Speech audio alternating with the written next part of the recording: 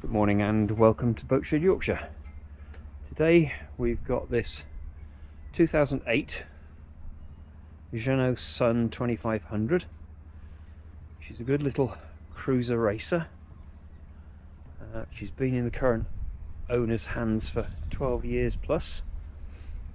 She's got two suits of sails, one the original and one only just 3 years old.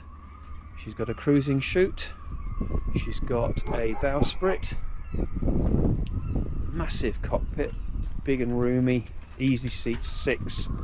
The table down below goes in there as well. She's a lift keel, so you can pretty much go anywhere with her.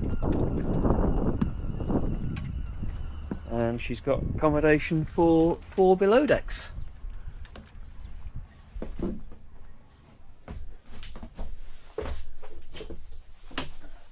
Lovely big table. This converts into a double as well, of course. Little galley and another double below with nav station and heads. She's powered by a Jeanneau 1 GM10, more than adequate. And if you want to know more, please visit boatshedyorkshire.com.